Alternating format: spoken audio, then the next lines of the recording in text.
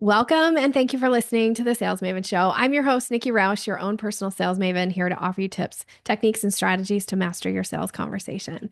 Today is one of our Mastering Excellence series. This is where I interview an expert and dig into, based on my background of neurolinguistic programming, how does this person achieve exceptional results in some area of their life or business? What is the structure behind it?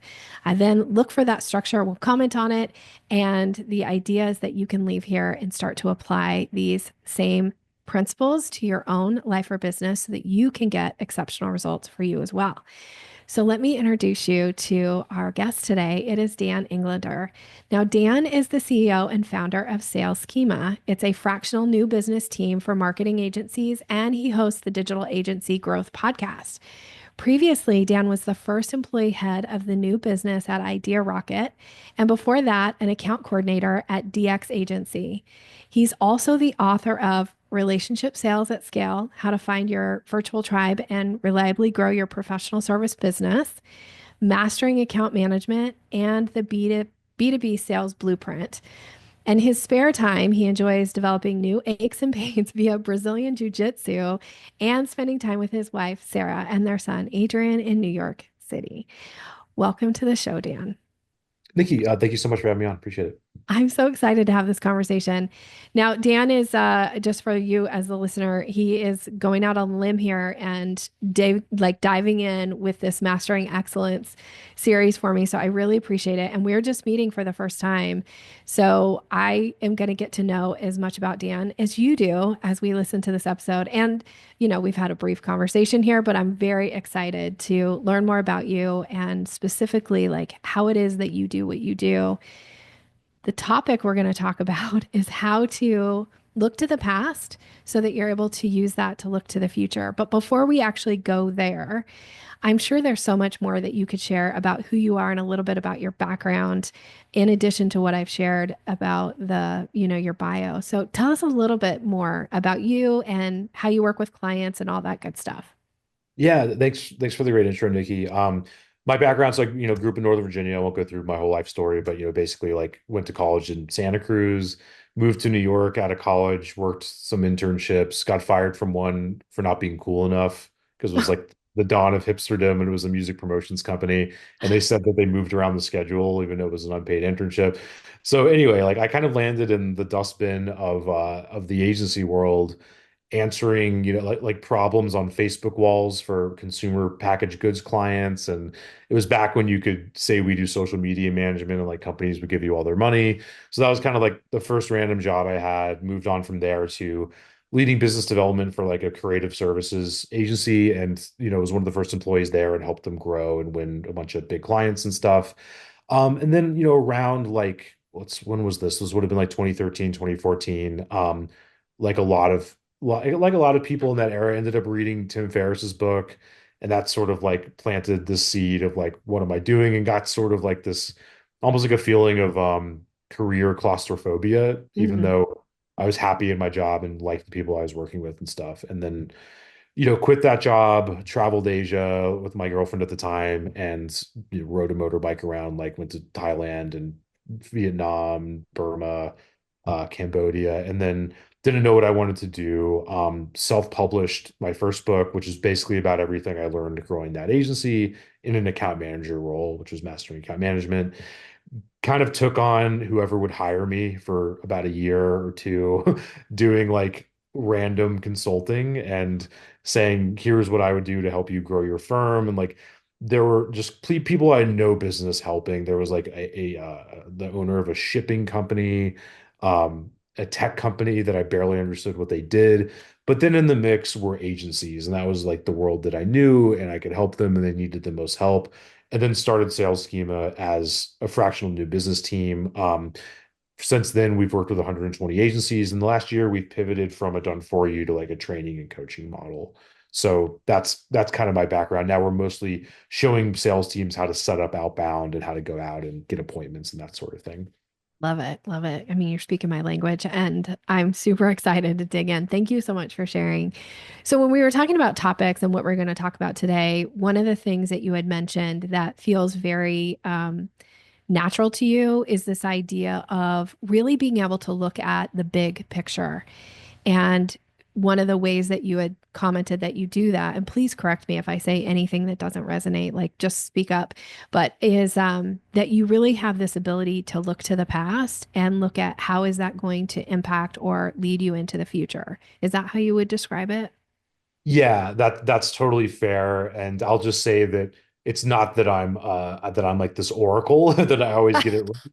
And it's also not that, and I also will say that it's not always like the right thing. I think a lot of the times like it can have positive or negative effects. There's a lot of people I talk to where they're like, okay, Dan, like I just need to know how to set up this LinkedIn widget. I don't need to know the history of why this matters. But that is like the tendency I have is to go to the past to figure out the present and the future. Yeah.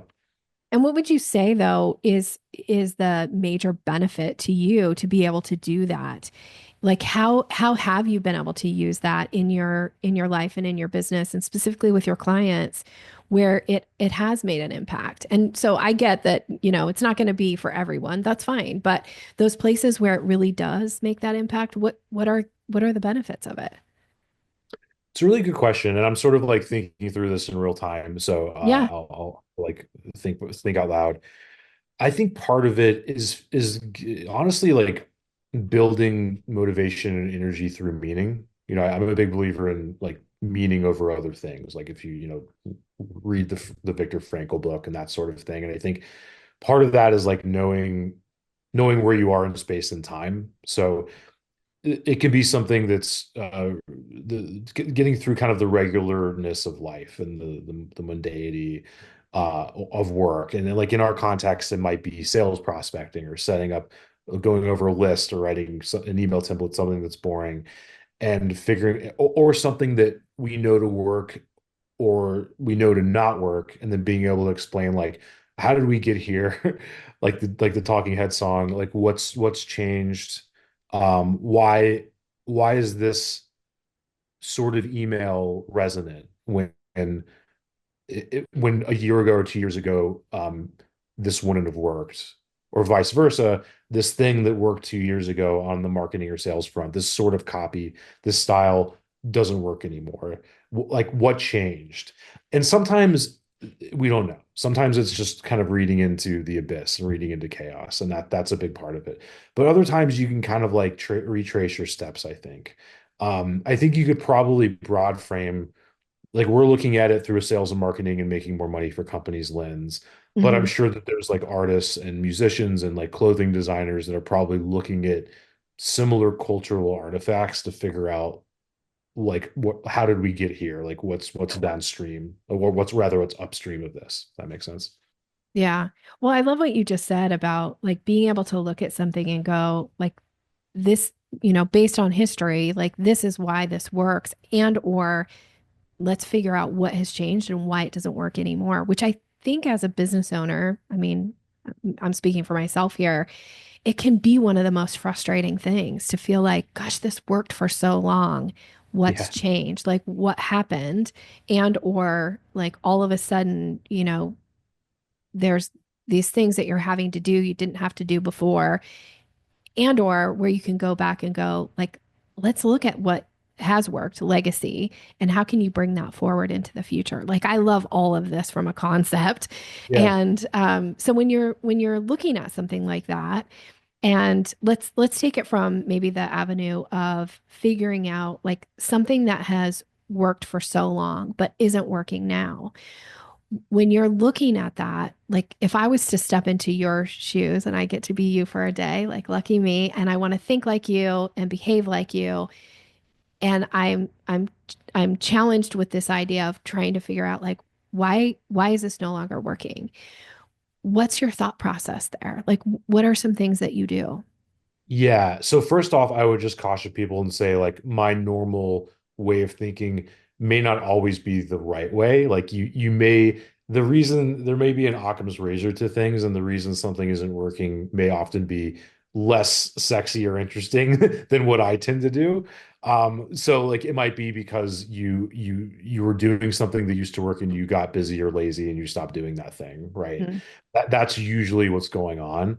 I think that we run into this a lot with with marketing agencies where they're like, the economy's down or the presidential election or this, that. And I'm like, maybe, or maybe you just like were doing a lot of outreach and going to events and doing all these things. And then you stopped for whatever reason. And now you're seeing the effect of that 90 days later. That's probably what happened when you look back. And I see that in my own sales efforts. I'm like, we did this much activity and then downstream of that, we got whatever effect we've gotten. So I just want to say that disclaimer there, Yeah, and I may have that's lost. totally fair. Totally fair. Yeah, but I may have lost your question. Which will can you would you sorry, would you Yeah, mind? so if I'm stepping in for you as Yeah, like from a thought process and I am going like this was working and it's not working now. yeah, How am I going to figure out how do I then bring that into the future? Like what's the thought process that you go yeah, through? yeah. That's great. So let's say you've cleared off the usual contenders, and you're like, something has changed in my market or with my company, or like something that used to work that didn't, whatever it is. I think it's sort of thinking about, the people that you might be interacting with, and then what's changed in terms of how they're thinking and how they're making decisions. This is context dependent, so I'm thinking in the context of prospecting and sales, like in a Perfect. world. Yeah. And so there's gonna be different explanations for different situations, obviously. But for our market, for agencies, I think that to give an example, like what we tend to see is historically we're in kind of like a trust recession now. That's not my term; other people have said it. But due to, what I think, and this is going to go back through history and a little bit high level, is like we've gone through these different periods of different things becoming valuable, where we went from, resources being valuable, like farming, to land, and then the 20th century, or 19th century was capital was Hmm. valuable. Right. And then we got into information being valuable, which was the 20th century. And now we're moving into something else, and we don't really know what it is yet. And a lot of the value, a lot of like this uptick of growth that we've experienced happened because of inventions that happened in a very small window of time. And these are not my ideas. I think like people like Eric Weinstein or Thiel talk about this stuff a lot. But like between 1880 and 1920, we got most of the technology that makes our lives different than the Middle Ages, right? The reason like I'm in New York, it's 30 degrees and cold out right now, while like the air conditioner, or heater rather, that's keeping me warm was invented in that time period. Hmm. So what we have is the situation where like the internet and information technology has delivered a lot for us, but we don't know how much more value there is left to be extracted from it. And it could be massive. It could be game changing with AI, or it could just be continually disillusioning for people. And I think because of that scenario, there is a real dearth, or like a real drought of trust, right? So that's the massive, I warned everyone that I'm going to be crazy about this, but I'm loving it. So keep going. Like I'm so in. yeah. Yeah. So well, thank you. So that's the thing that I think is upstream of everything else, right? Where we don't, there's not a lot of shared experience anymore. We don't know. There's no, you can't really bow out of it, and even if you could, it's not going to solve the problems that we're up against. So like the only way out is through, kind of thing. At least that's what I believe. Hmm. Um, and I think so that's the high level. To zoom down to like the day to day and what that means for like our agency clients that are selling programmatic advertising, or the tech client that's selling a widget or whatever, is you're up against just this like constant lack of trust and disillusionment. So anyway, to bring this down to like your original question was like, what do you actually do with this, Dan? The bets that we've made as a company is that the stuff that's going to be valuable is the stuff that has been valuable, which is that which is inherently scarce, right? So not going to be super valuable, like if to give an example, is like just personalizing stuff and saying, "Hey, Nikki, here's all this stuff I know about you. I'm going to regurgitate it back to you," because that's going to become abundant through AI. So the Right. stuff that's scarce in our experience is commonality. Like, what do I have in common with you that not everyone has in common with you? And that could be on a business or a personal level, right? So It could be very basic, like, hey, I saw you're in Boise. I just got back from vacation there. We went to these places. Or it could be something that's much more specific, like I saw you used to work for this company. We've done a lot of work with them over the years, and we should probably talk. I think that that sort of it's a weird, complex problem because that is going to be like being able to solve that problem is going to be empowered by AI and technology, but its effectiveness is also like antithetical to that. And the reason it works is because it's a pattern interrupt against that sort of thing. So hopefully that makes some kind of sense. I don't know. Well, I'm going to say some things back here. And so again, please correct me. So this is for the audience. Some of the stuff that I am picking up here and of course want to dig into is this idea of, trust. What did you call it? Trust and disillusionment, but you Trust called it recession. Yeah, trust not my recession. phrase. I Thank don't know you. where it comes from originally, but it's one that I borrowed a lot. I wrote it down, but now I have so many notes that I'm like, oh, here it is. I know I see it on my notes because I'm like, keep going. There's so much good stuff. And so when you know that we're in a trust recession, one of the things that you really have to start to look for is a way to differentiate yourself. And that means that you have to go back to those things that are inherently scarce. And the one example that you gave us is commonality, right? And so if you can start to look for ways for creating this commonality and not even creating it, but actually, I guess you're not creating it. What you're doing is having it be an authentic thing that we have in common and speaking to it. Now you have the ability to maybe capture somebody's attention when there's this huge, barrier that you're having to overcome, which is this trust recession. How does that land for you? Please correct and Yeah, comment. I think that's right. And I think that one thing that might be like tangential to what I was saying and your recap is like I think that we want to think that of everything as like this objective North Star. Like if there's entrepreneurs listening and they've started a business, I'm going for this particular thing. But I know, and you might know from having dozens of sales calls that like the things that people want long term change over periods of time. I don't mean like on an individual basis. I mean like on a macro cohort sort of trend basis. Like I'll give you an example. I've had sales schema for 10 years. I've been on thousands of sales calls now selling services to agency owners. In the first 1 to few years, most of what I heard was I want to scale my company to the moon. I want to make gazillions of dollars and that sort of thing. Now what I hear is I want to sell my agency in 3 to 5 years or Mm, 2 to 3 years, right? So what happened? Like there's obviously something mimetic going on, right? Which is like people want what other people want. And because it's something that's so major where you'd think that, oh, it's so individual and everybody has their own, like original goals. But there's obviously like these trends that happen. And I think that it's good to know what those are. So like if you are selling into a particular group, you know how the past is affecting the present and the future, basically. okay. I love this. This idea of paying attention to the trends, understanding how they are the same or different from the past. Is that true? Yeah, Yeah. absolutely. Okay.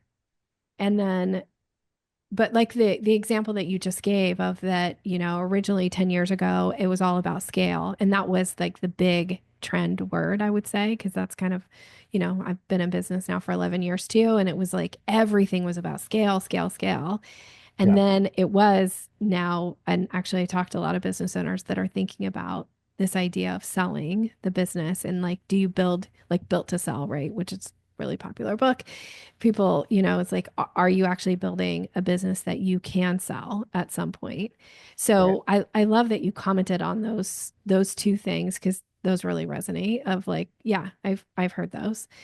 I also in my own business see different things that clients are now more focused on when I get this more, maybe more micro, of getting more into the micro of like, what do they really want me to either show them and or help them when it comes to the like sales conversation and what it was 10 years ago or even 5 years ago, or frankly, even a year ago, I'm starting to see things are shifting in the things that they're wanting me to focus on with them. Yeah, I'm glad you brought that up because I think it's a really good example where it's like I was trained in sales and let's call it like when 2011, 2012, and I like fell into a sales role without taking ownership over it. Got trained up in like Sandler, right, which is a Yep. classic sales training method. Yep. And everything was about like just get them on a call and like get to close on the call. Don't do this email jockeying thing. Limit the amount of information that's projected outside of the call. And that's gradually changed a lot where it's like now and I believe that for years, and I don't believe it as much anymore for me personally. And there's different schools of thought on this, but in that I think the process of like selling and educating and all this sort of thing, I think it's changing. I think like a lot, and to get tactical, a lot more of the sales that we're seeing work and a lot of like what we're doing is like using Loom and like building connections through that. And you're having, go here, I need you to read this and consume this information first. You get on that call, the person hasn't consumed the information. It's like, well, do I want to spend 30 minutes with you or an hour with you just wasting time? Like, not so much because there's so much else to do and there's so many other distractions now. So these things just they move and there's trends. And I think like the hard thing is being able to balance the timeless stuff that works with how the world's changing, basically. Yeah. Yeah. I don't know. Now this makes me want to ask you. So I still truly believe that that everything that I teach is based on rapport, that you have to have rapport with people in Yeah. order to earn their business. And to me, rapport builds relationship, and people tend to want to buy from people that they have some kind of a relationship with, that they're not just like a dollar sign, on my forehead, and that's all you care about. And you're just trying to get the money and move on. Um, and I think if relationship selling is part of, if you're looking for long-term clients, Yeah. that still does require actually building some kind of relationship and connection. It isn't just here's the link, buy it or don't. Yeah, I think it's a combination. I mean, I think that if anything costs over roughly four figures, people are going to expect to have some sort of relationship with the buyer, right? That's the thing that, there's exceptions and it's relative. Like four figures to a, enterprise company doesn't mean the same thing as Yeah. somebody else. But that I would agree with. I just think that the way that people are looking to consume information is changing, right? So that's Mm, where I'm kind of seeing um, the hybrid approach work a lot better, both for like protecting time for both parties in a lot of ways. Yeah. yeah. Yeah. So you're not getting on sales calls with what I call the tire kicker. Well, the tire kicker, or if you are, like for us, like we're on with plenty of tire kickers. I just don't want to be on two, three, four calls with tire kickers. Right. Right. That's the main, and neither should they. Like Right. there's plenty of options for them to learn, for us to help them, just not on calls necessarily. Yeah. Yeah. Yeah. So when you talk about the hybrid, I'm kind of going all over the place with you, but when you talk about Yeah. the hybrid in particular, what is an example of this where you're saying like here's some content I want them to consume or have made available for them to consume before we get on a call? Like we do you mind sharing an example of what that is?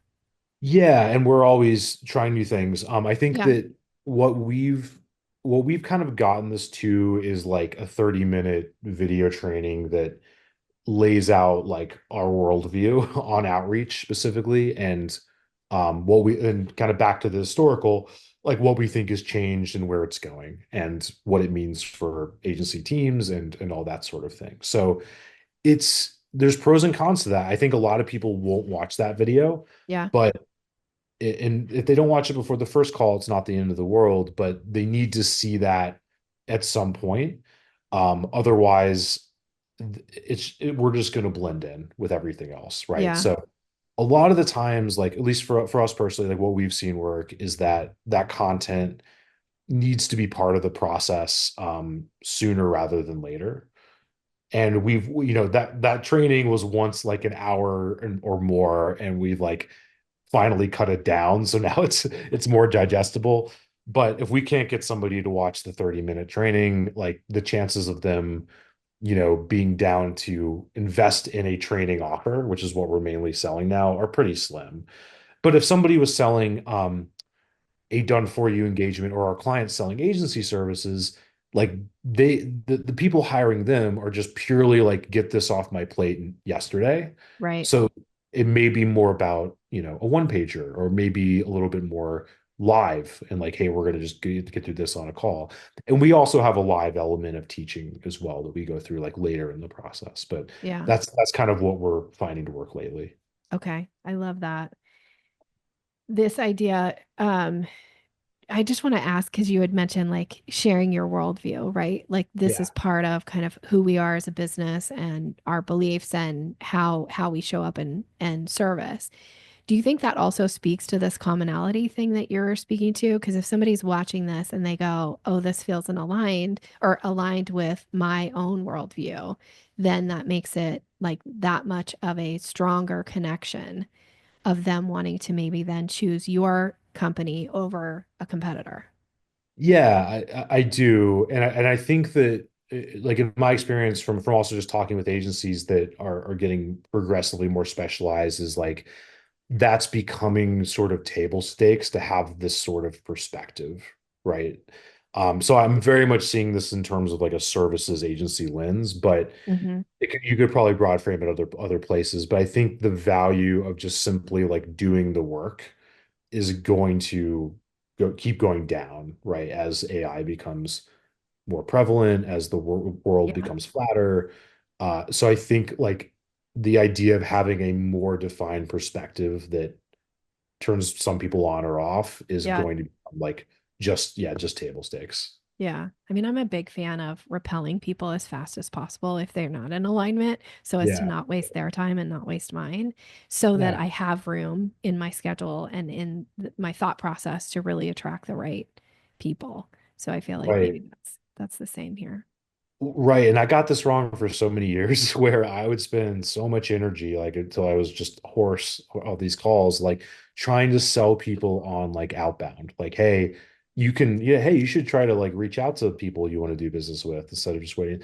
And now it's like, if somebody just doesn't think that's for them, then it's like, I'm not going to convince you, and that's okay. And Yeah.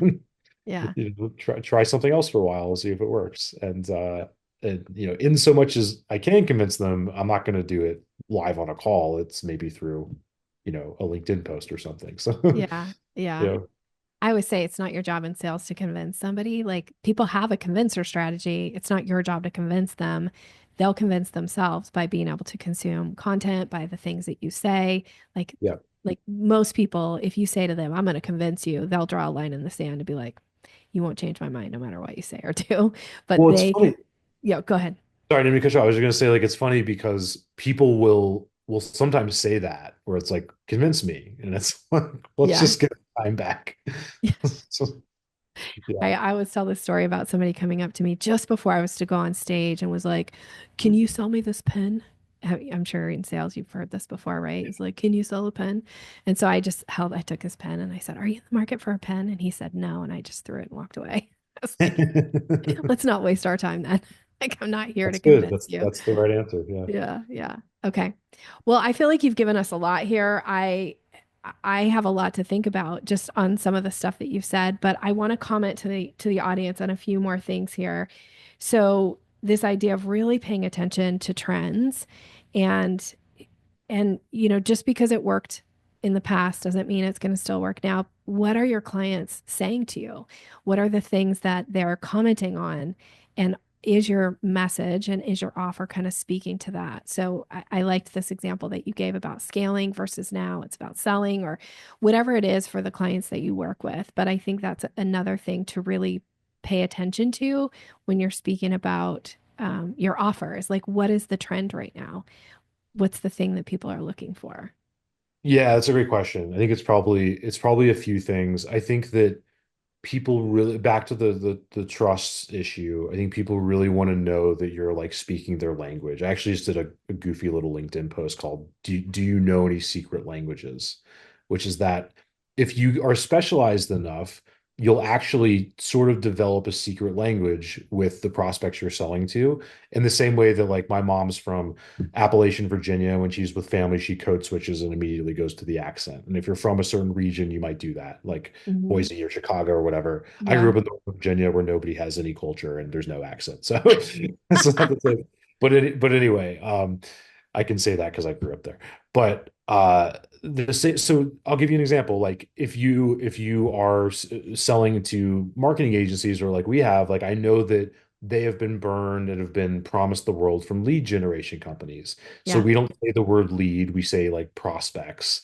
And other words like new business are very specific to the agency world. And I think that's a great example of one because it's like this remnant term from a bygone era where agencies could rely on like five accounts that would be with them for 20 years, like in Mad Hmm. Men.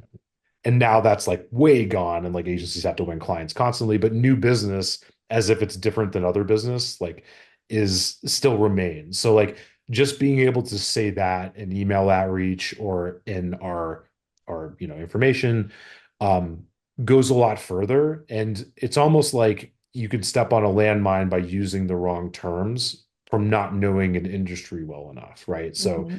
if we said we're going to get you 50 leads a week, we would be immediately put in the lead gen ghetto, right? Because it's like so if you're listening to this, there's a version of that for your market. And if you think that you're going to be able to learn five secret languages at once for like five of those markets, it's going to be very difficult, I think. So I may have lost your question a little, but that's one thing that comes to mind. I think that was incredibly helpful, and I'm super glad that you shared it because I think that that kind of speaks to this idea of, you hear people always say like niche down, or I always say niche down, but I think I say it wrong. Like, know your niche. But I haven't really actually heard somebody talking about the secret language from that standpoint. Now, I know from my background in neurolinguistic programming that the words that you say matter.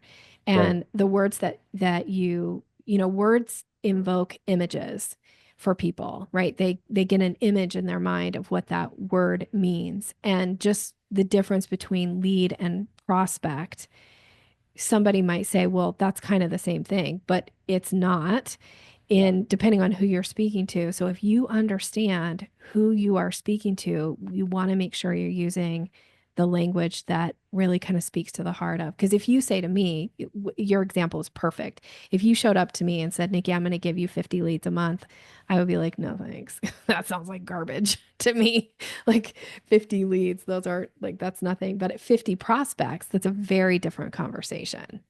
So, Right, exactly. And the thing is, it's like there's so much rational. I think in the book The Challenger Sale, they use the term rational drowning that we all do, like especially in B2B, that we sometimes like as B2B people, we like lose the emotional element of words and how they can have just completely subjective meanings, and we think that they're real, where it's like, oh, there's the subjective definition of prospect versus lead. And then all of a sudden there's these words that get just invented out of thin air, like rev ops. Like what does that mean? It's just something that somebody invented to sell something yeah, yesterday. It's yeah. like all these words are just they're just used, and they have a cultural context and they mean different things in different industries, and you just have to know how to navigate them, Yeah. basically. Yeah. But I think just from a listener standpoint is like, are you paying attention to Yeah. this language? And if you're not, it's probably time to, and really maybe making a concentrated effort to capture that language so that when you are crafting your outbound messages and when you are reaching out or having conversations with people, that again, it's you're speaking their language. This is, again, so NLP for me, but it's Yeah. such an important part of, people have certain words that they use that mean something to them. And even if you go, well, this other word's the same thing, it doesn't invoke the same image, the same feeling, all of that. And so it's such an important thing. So I'm super glad you brought that into the conversation. Thank you so much. Yeah, and the NLP thing is, I think that whole element's very underappreciated in B2B because everyone's just obsessed with what they can measure and that sort of thing. And obviously some of it's measurable. My head goes to like there's this anecdote in that Cialdini book where he talks about doing marketing for maybe it was like a large hospital group and how they avoid any terminology that sounds like remotely violent. So they can't use the word target. And there were some other examples that I'm blanking on, but that I've just that came to mind. Yeah. Oh, I love that. I remember one time being in a talk and using a very poor choice for a word for a phrase that I use, and I could see my audience cringe when I said it. And it was right after something had happened in the news, and I just felt like, oh my gosh, these people are looking at me like she's so unaware. And she just used this term, which is a really, I'm not even going to say what it is, but it's such a common phrase that people use, but it's not one that I use anymore because I could Yeah. just tell I totally turned off my audience using this phrase that, it's common language, but not appropriate. So really paying attention to that stuff too. This is awesome. It's easy to make those mistakes on a stage. There's a lot going on. And you have There to is a come lot. with There is a face. lot going on. Thank you for the grace there. I'll take it. Okay, so I feel like you have given us a ton to work with. Is there anything I didn't ask you about that you thought I really want to talk about this in relation to kind of where we started about how you can look to the past and use that to bring it into the future? Yeah, it's a really good question. Um, I think that this is probably another tangent, but the way I personally tend to see things and the way that the world kind of like slots into place with me is that um most of what we see now is downstream of technology and technology is like downstream of scientific breakthrough.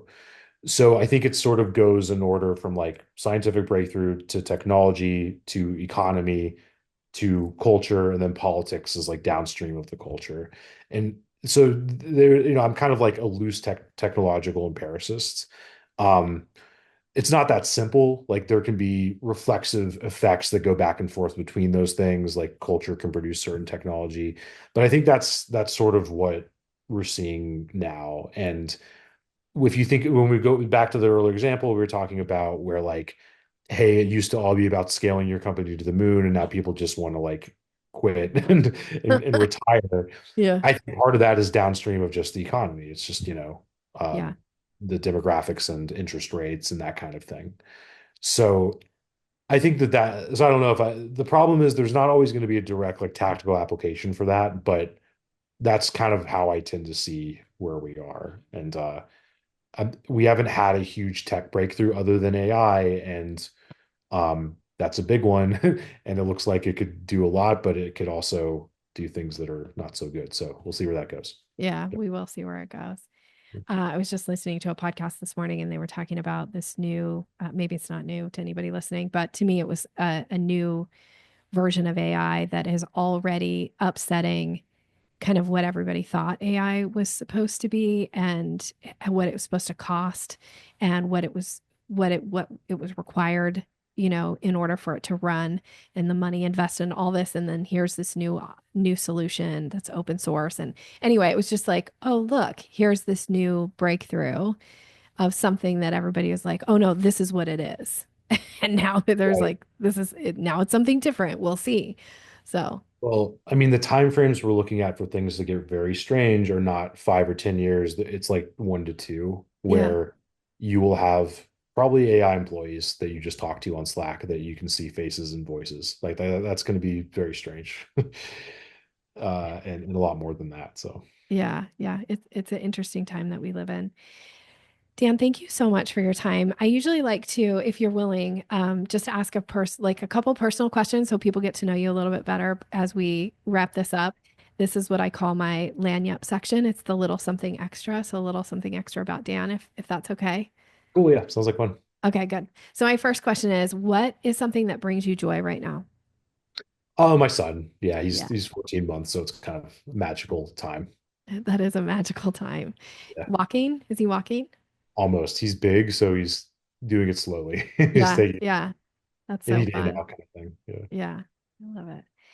And what is something people would be surprised to learn about you? Oh man. Something people would be surprised to learn. Um, Can we edit this out? I just got to think for a second. Yeah, yeah, no problem. No Yeah, problem. And we can it's a skip good it too. question. We can Yeah. skip it. No, it's a really good. I wish I had a better answer. I'm trying to think. Um,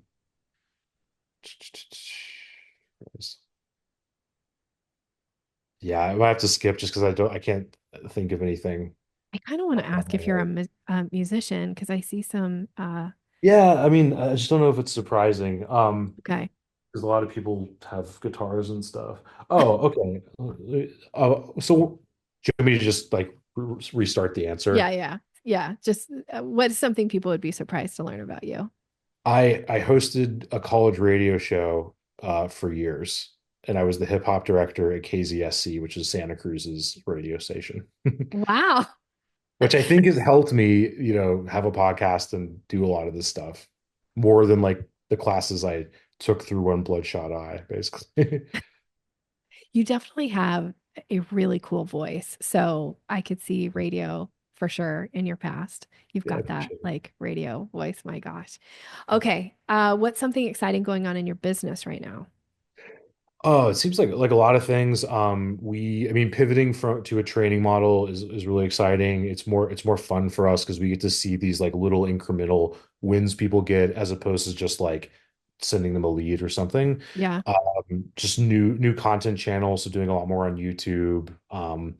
And honestly, like back to the AI thing, like messing around with tools like Clay, and just seeing how how powerful these things are, and just like it's kind of like being a kid in front of a computer game again, Hmm.